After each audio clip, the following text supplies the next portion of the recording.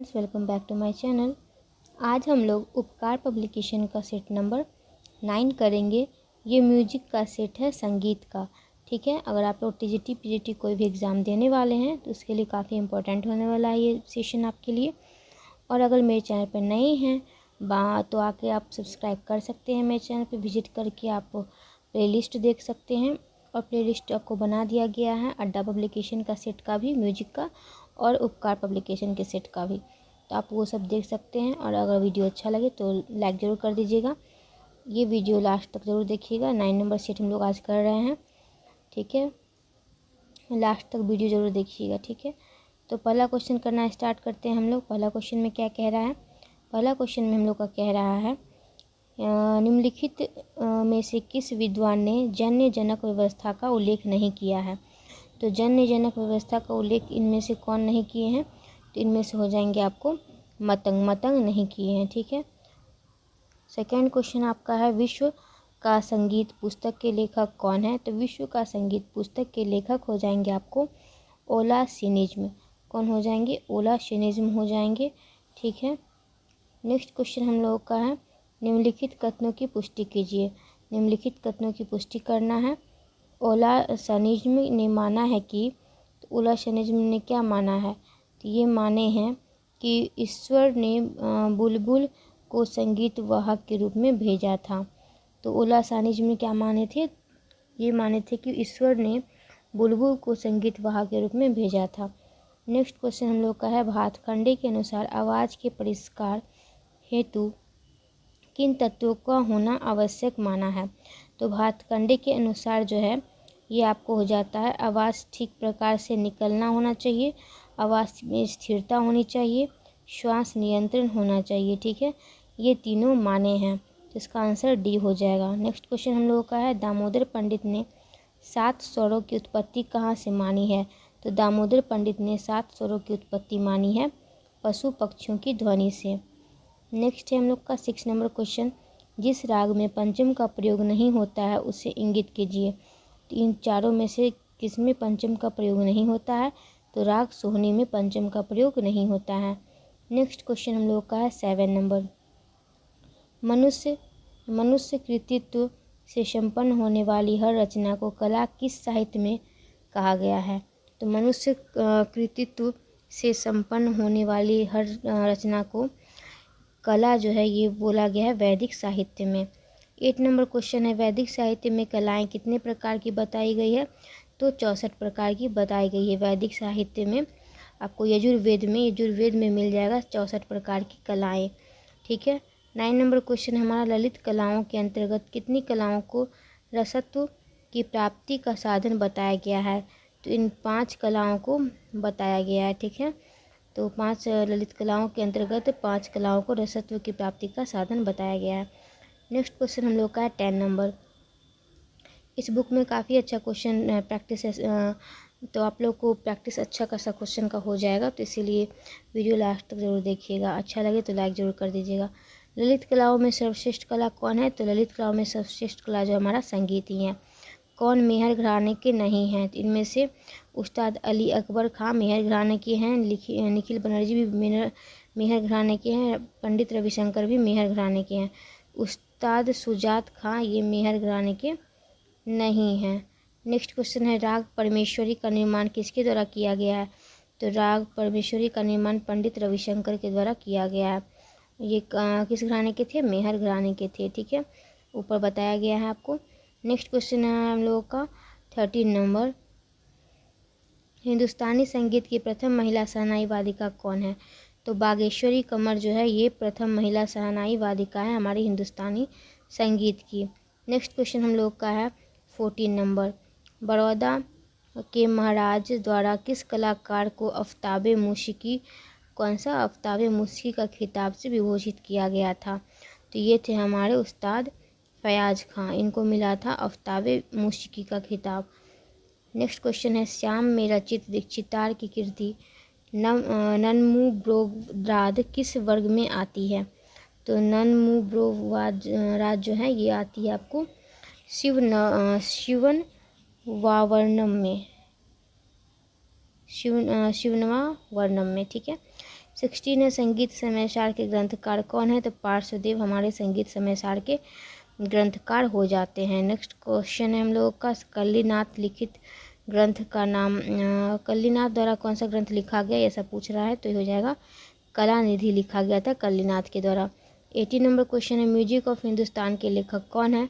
तो music of Hindustan के लेखक हैं फॉक्स स्ट्रेवेज। कौन है? तो फॉक्स स्ट्रेवेज हैं। स्ट्रेंगवेज भी कहीं कहीं मिल जाएगा आपको, फॉक्स स्ट्रेंगवेज। ठीक है। 19 नंबर क्वेश्चन है सहरस, सहरस पुस्तक का संपादन किसने किया है?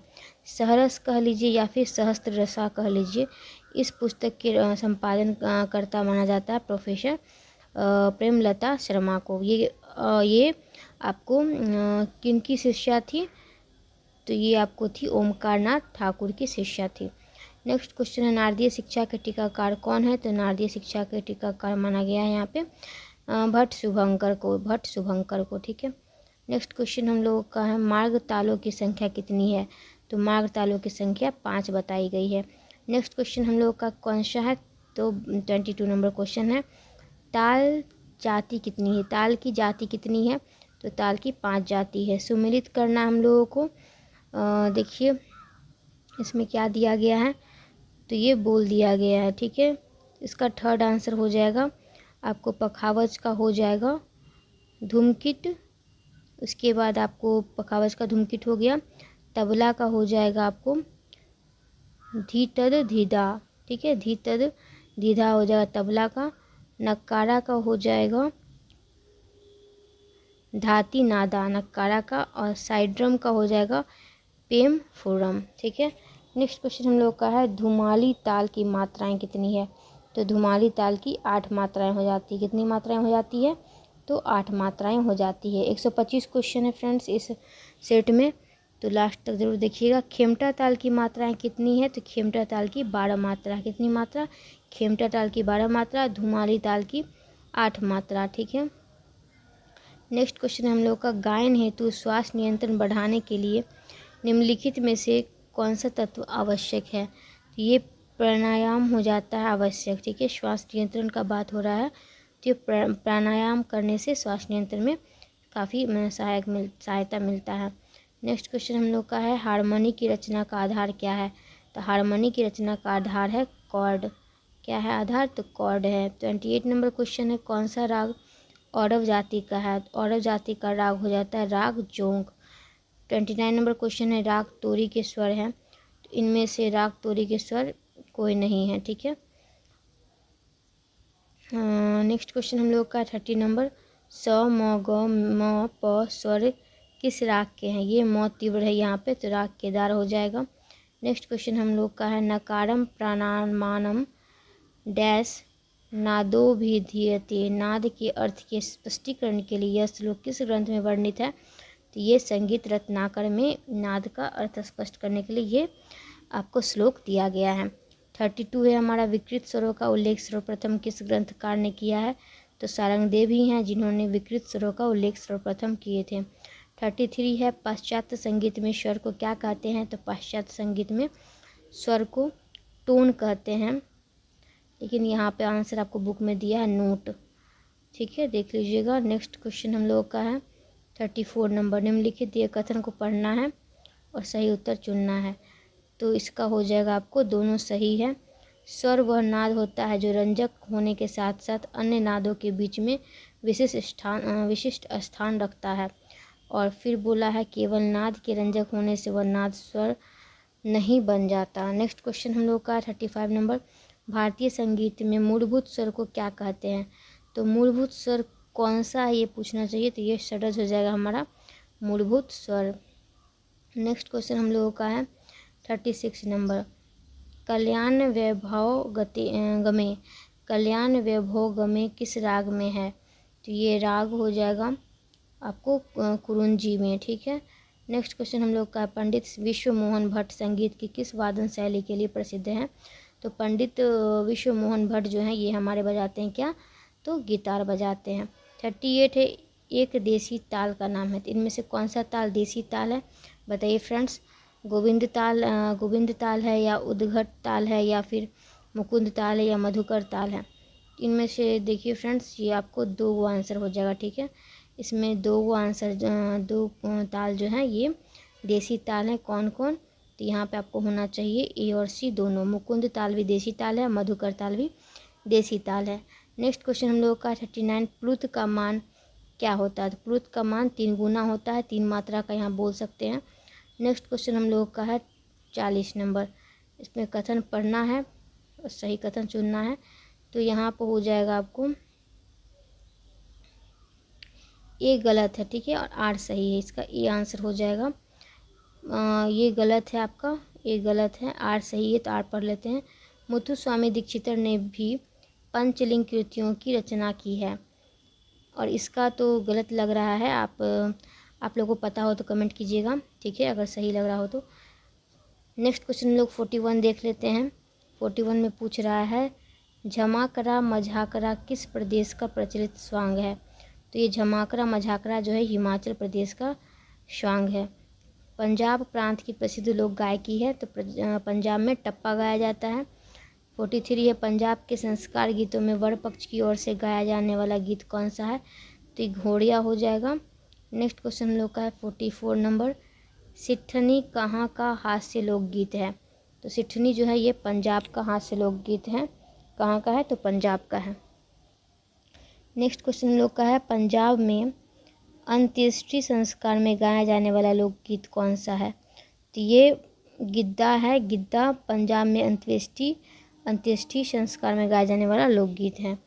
नाट्य के अंतर्गत पूछ रहा है 46 में, नाट्य के अंतर्गत प्रवेश प्रसंग पर गाए जाने वाले गीत को क्या कहा जाता है? तो इसको प्रवेशिका कहा जाता है, प्रवेशिकी। नेक्स्ट क्वेश्चन है 47 नंबर। प्रबंध के अंगों की संख्या कितनी है? प्रबंध में अंकों की संख्या है 4। 48 है उद्ग्राह शब्द किस गायन विधा से संबंधित है? तो उद्ग्राह शब्द है प्रबंध से संबंधित। 49 है प्रबंध के किस अंग में नायक का नाम अंकित होता है? तो पद में होता है नायक का नाम अंकित प्रबंध के। 50 नंबर क्वेश्चन है एला शब्द किस गायन विधा से संबंधित है? तो एला संबंधित है प्रबंध से ही।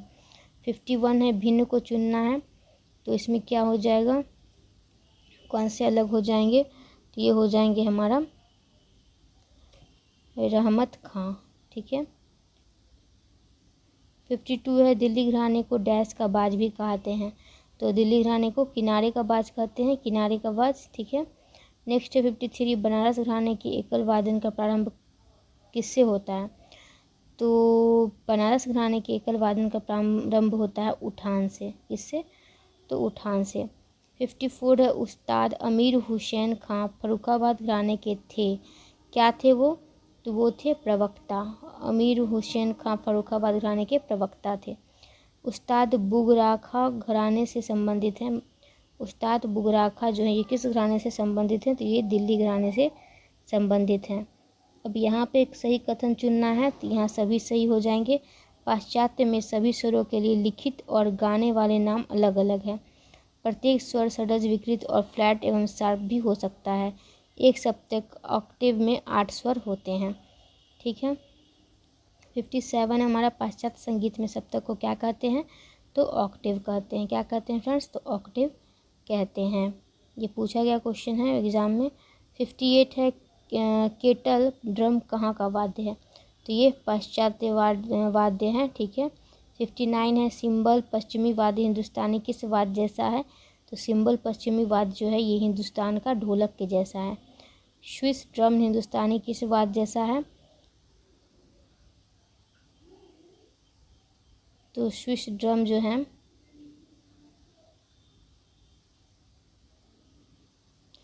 एक मिनट, इसमें भी ढोलक ही दिया है। स्विस ड्रम जो हिंदुस्तानी ढोलक के जैसा ही है। नेक्स्ट क्वेश्चन हम लोगों का है आफ्ताबी सरोद उपाधि से किस कलाकार को सम्मानित किया गया है? तो आफ्ताबी सरोद का उपाधि जो मिला था ये हाफिज अली खां को मिला था। किसको मिला था? हाफिज अली खां को। अब बोल रहा है 62 नंबर क्वेश्चन में, 62 में बोल रहा है लोचन के श्रुति स्वर स्थानों के अनुसार निम्नलिखित में से कौन सा जोड़ी सही नहीं है? तो ये लोचन का जो श्रुति स्वर स्थान का दिए थे लोचन, इसमें आपको हो जाएगा रे 7 पर था 7 पे, मौ 13 पर था पौ 16 पे नहीं था, पौ था 17 पे। उसके बाद आपको नी था आपको 22 पे, सही है। तो ये सी गलत है, ठीक है। पौ 17 पे हो जाएगा, गलत चुनना था इसमें, तो सी गलत हो जाएगा। 63 है सुमिलित करना है इसमें भी।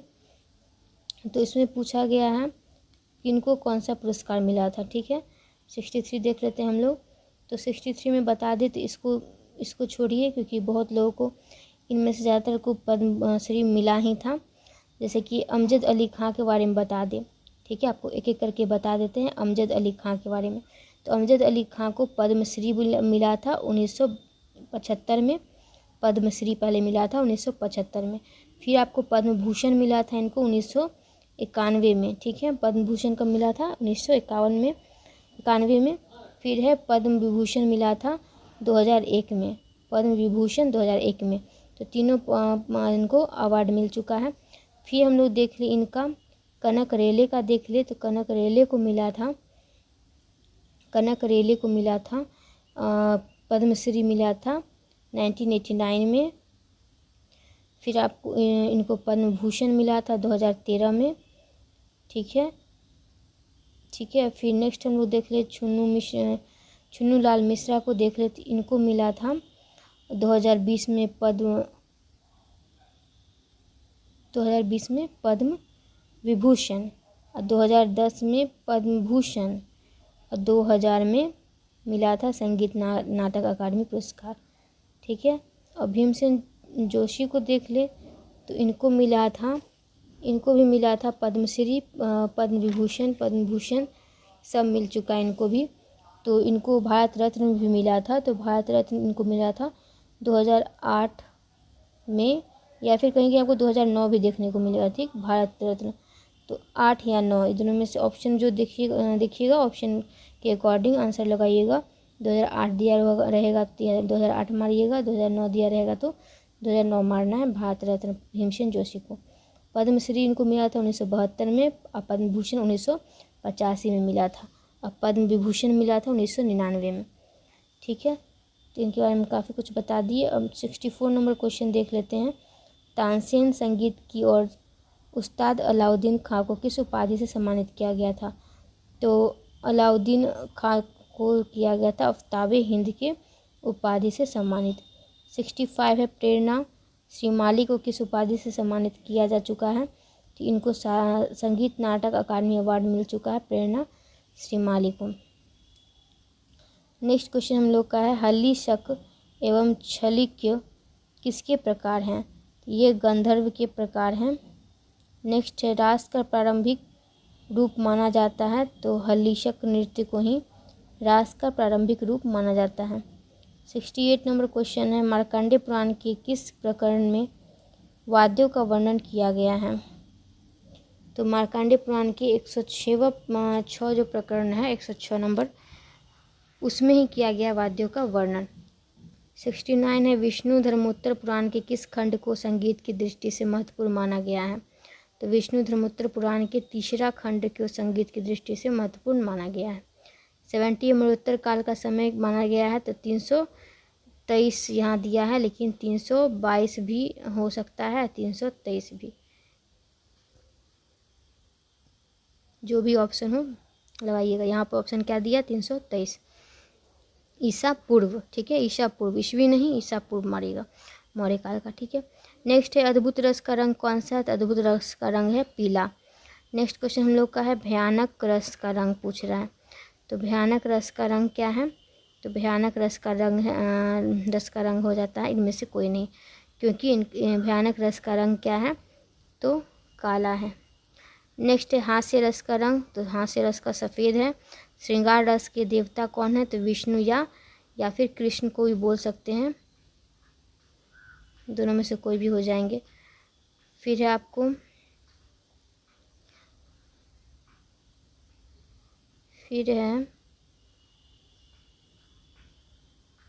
अद्भुत रस, क्या पूछा गया? अद्भुत रस के देवता कौन है? तो अद्भुत रस के देवता हैं ब्रह्मा जी। इनमें से ध्रुपद गायक कौन है? तो ध्रुपद गायक जो हैं, ये आपको यहाँ क्वेश्चन होना चाहिए तो ध्रुपद गायक कौन नहीं है, ठीक है, क्योंकि इसमें से तीन आमिर खां, फयाज़ खां, अमीनुद्दीन खां, तीनों ध्रुपद गायक हैं। मल्लिकार्जुन मंसूर ध्रुपद गायक नहीं है। तो ये नहीं पूछता तो ये आंसर बी हो जाता। ठीक है, बाकी सब हैं। 77 है सरोद वादक हैं। सरोद वादक कौन है इनमें से? तो अमजद अली खां जो हैं ये सरोद वादक हैं। अब संतूर वादक पूछा है, संतूर वादक कौन है? तो संतूर वादक है पंडित शिव शंकर शर्मा जो हैं, शिव कुमार शर्मा, पंडित शिव कुमार शर्मा संतूर वादक हैं। 79 है प्रसिद्ध सितार वादक कौन है? तो प्रसिद्ध सितार वादक है हमारे पंडित रविशंकर। 80 है शार्दुल को किस उपनाम से संबोधित करते हैं? तो शार्दुल को बताइए फ्रेंड्स, तो हो जाएगा आपको ख्याल हो जाएगा। 81 है नारदीय शिक्षा के टीकाकार कौन थे? तो देवेंद्र हैं यहाँ पे। नारदीय शिक्षा के टीकाकार दिया गया है देवेंद्र को। ठीक है। 82 है आपका मतंगकृत विरदेशी में कितने अध्याय हैं? तो इसमें 8 अध्याय हैं। कितने अध्याय हैं? 8 अध्याय हैं। मूल रूप से 5 अध्याय ही माना गया है, लेकिन वो खंडित होते होते अभी 8 अध्याय माना जाता है। 83 है गीत गोविंद के रचनाकार कौन थे? तो जयदेव थे गीत गोविंद के रचनाकार। नेक्स्ट क्वेश्चन है हमारा, गीत गोविंद ग्रंथ किस भाषा में रचित है? तो ये संस्कृत भाषा में रचित है गीत गोविंद ग्रंथ। नेक्स्ट है गीत गोविंद ग्रंथ का रचनाकाल क्या माना जाता है? तो ये 12वीं शताब्दी का पूर्वार्ध माना जाता है गीत गोविंद ग्रंथ का रचनाकाल। 86 है दक्षिण भारतीय संगीत समारोह में किस संगत वाद्य का उपयोग किया जाता है? तो दक्षिण भारतीय संगीत समारोह में नाद स्वरम का उपयोग किया जाता है संगत वाद्य के रूप में। 87 है आड़ा चार ताल में मात्राओं की संख्या कितनी होती है? तो आड़ा चार ताल में कितनी होती है फ्रेंड्स? तो 14 होती है, 14 होती है मात्राओं की संख्या। सवागुण किस भिन्न से प्रदर्शित होता है? तो सवागुण 7/4 से प्रदर्शित होता है। अब है 89 में सुमिलित करना है, सुमिलित आपको करना है, तो इसमें हो जाएगा बी आंसर हो जाएगा पखावज, तबला हो जाएगा आपको कायदा, पखावज हो जाएगा परन, नक्कारा हो जाएगा लग्गी, थाप हो जाएगा ढोलक। ठीक है। नेक्स्ट क्वेश्चन हम लोग का है 90 नंबर, तबला पखावज प्रायः किस स्वर में मिलाया जाता है? तो ये षडज स्वर में मिलाया जाता है। ठीक है, किसमें? षडज स्वर में। बिहाग को बिहागरा से अलग करने वाले स्वर को इंगित कीजिए। तो ये हो जाएगा नी कोमल लग जाता है। ठीक है, तो नी कोमल हो जाएगा। नेक्स्ट क्वेश्चन हम लोग का क्या है? नेक्स्ट क्वेश्चन है अचल स्वर कौन से दो हैं? तो पता ही है हम लोगों को, स और प हो जाते हैं अचल स्वर। सुमिलित करना है 93 में, तो इसमें आपको सूची 1 दिया है और सूची 2 दिया है। ठीक है, राग के बारे में पूछा है, तो इसका 3 हो जाएगा। ए का 3 है, ए में बोला गया है अहिर भैरवी में इन रागों का मिश्रण है। तो अहिर भैरवी में मधुवंती का मिश्रण है। किस राग में दोनों गंधार का प्रयोग होता है? तो किस राग में दोनों गंधार का प्रयोग होता है? तो जोग राग में दोनों गंधार का प्रयोग होता है। राग भोपाली में रे और धो कोमल लग करने से कौन सा राग बनता है? तो राग भोपाली में रे और धो कोमल करने से बनता है काफी भैरव। कौन सा राग डी है? कौन सा राग मुल्तानी के कोमल ऋषभ दैवत को शुरू करके आविर्भूत होता है? तो ये हो जाएगा हमारा विभास। कौन हो जाएगा? तो विभास हो जाएगा।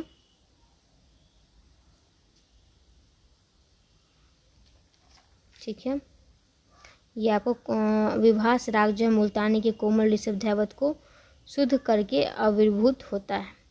नेक्स्ट क्वेश्चन हम लोग का 94 नंबर है, इसमें पूछा गया है दो मध्यम वाला राग कौन सा है? तो विलासखानी तोड़ी जो है ये दो मध्यम वाला राग है। 94 है शुद्ध और कोमल तीव्र मिलाकर कितने स्वर हैं? शुद्ध और कोमल तीव्र सब मिला के पूछ रहा कितने स्वर हैं? टोटल हमारे 12 स्वर हैं, 5 विकृत और 7 शुद्ध। ठीक है, टोटल मिला के 12। नेक्स्ट क्वेश्चन हम लोग का है सुमिलित करना है, इसका सी हो जाएगा सौवेरी हो जाएगा आपको, म हरिनासवा हो जाएगा, गौ उत्तर मंद्रा हो जाएगा, सौ रंजनी हो जाएगा, नी। ठीक है। नेक्स्ट क्वेश्चन हम लोगों का है, सरसग्राम की तृतीय मूर्छना का आरंभ कौन सा स्वर है, कौन सा है? तो मंद्र सप्तक का धौ जो होता है ये हो जाता है सरसग्राम की तृतीय मूर्छना का आरंभ स्वर। 98 है, भारतीय संगीत में मूर्छना कितने प्रकार की थी? तो यहाँ पे 7 प्रकार की दी गई है, जबकि 22 मूर्छना है, प्रकार पूछ लेगा तो यहाँ 7 प्रकार का दिया गया है। नेक्स्ट है, सार्धव प्रकार की मूर्छना में कितने स्वरों का प्रयोग किया गया है? तो सार्धव प्रकार की मूर्छना का प्रयोग 7 स्वरों में किया गया है। ऑर्डर प्रकार की मूर्छना कितने स्वरों का प्रयोग किया गया है? तो ऑर्डर प्रकार की मूर्छना में किया गया है 5 स्वरों का प्रयोग। निम्नलिखित ग्रंथों में से दक्षिण संगीत का ग्रंथ कौन सा है? 101 में क्या पूछा? निम्नलिखित ग्रंथों में से दक्षिण संगीत का ग्रंथ कौन सा है? तो पट्टू पाट्टू जो है ये हो जाएगा दक्षिण संगीत का ग्रंथ। नेक्स्ट है, महावैद्यनाथ अय्यर की 72 मेल राग मालिका को गाने में कितने घंटे का समय लगता है? तो ये लगता है 2 घंटे का समय। कितने घंटे का? तो 2 घंटे का समय लगता है। नेक्स्ट क्वेश्चन हम लोगों का है 103, पंडित संबा मूर्ति क्या थे? तो ये थे संगीत शास्त्री थे संबा मूर्ति। 104 है, निम्नलिखित में से किसमें केवल मध्य लय का ही प्रयोग होता है? तो गीतम में दिया गया केवल मध्य लय का ही प्रयोग होता है। कीर्तन के कितने अंग हैं? कीर्तन के मुख्य 2 अंग ही हैं, लेकिन यहाँ पे 3 अंग दिया गया है। तो 106 है, प्राचीन काल में भरतनाट्यम नृत्य की शिक्षा देने वाले को क्या कहते थे? नटुवन कहते थे। क्या कहते थे? नटुवन। 107 है, गोविंद राज पिल्लई व मीनाक्षी सुंदरम पिल्लई को किस नृत्य शैली को प्रचलित करने का श्रेय जाता है? तो ये जाता है भरतनाट्यम नृत्य को प्रचलित करने का श्रेय गोविंद राज पिल्लई को और मीना दीक्षित सुंदरम पिल्लई को। नेक्स्ट है हमारा, एक हार्य लक्ष्यांग किस नृत्य का वर्णन करता है? तो ये करता है आपको भरतनाट्यम का ही। 109 है, भरतनाट्यम नृत्य के प्रदर्शन का आरंभ किससे किया गया है? तो भरतनाट्यम नृत्य के प्रदर्शन का आरंभ किससे किया गया? तो अल्लारिपू से किया गया। किससे? अल्लारिपू से। नेक्स्ट क्वेश्चन है फ्रेंड्स आपका 110, भरतनाट्यम नृत्य में प्रदर्शन के समय पदम के अंतर्गत कौन सा भाव प्रस्तुत किया जाता है? तो ये पदम के अंतर्गत प्रस्तुत किया जाता है श्रृंगार रस को। नेक्स्ट है हमारा 111 में पूछा जा रहा है, चतुरंग में भाव पक्ष की अपेक्षा डैश का अधिक महत्व होता है? तो कला पक्ष का अधिक महत्व होता है भाव पक्ष की अपेक्षा। ठीक है। 112 है, चतुरंग अधिकतर डैश प्रकृति के रागों में ही की जाती है? तो चतुरंग अधिकतर गंभीर प्रकृति के रागों में की जाती है। किसमें? गंभीर प्रकृति के रागों में। 113 है आपको, जब किसी तराने में मृदंग के बोलों का प्रयोग होता है तो उस रचना को क्या कहते हैं? जब किसी तराने में मृदंग के बोलों का प्रयोग होता है तो उस रचना को क्या कहते हैं? चतुरंग कहते हैं। क्या कहते हैं? चतुरंग। नेक्स्ट क्वेश्चन हम लोग का है, त्रिवट की उत्पत्ति डैश नामक प्रबंध से मानी गई है?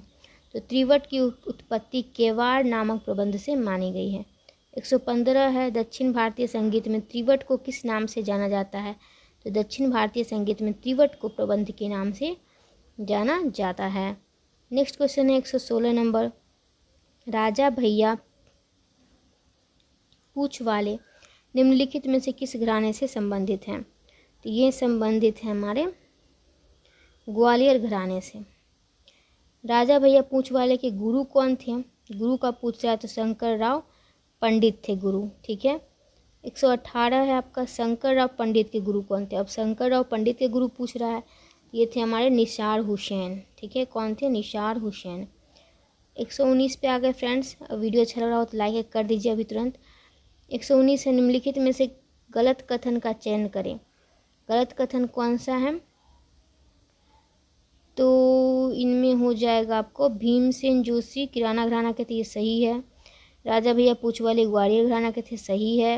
अनंत मनोहर जोशी ग्वालियर घराना के थे, संबंधित, सही है। ओमकार नाथ ठाकुर थे ग्वालियर घराना के, सही है।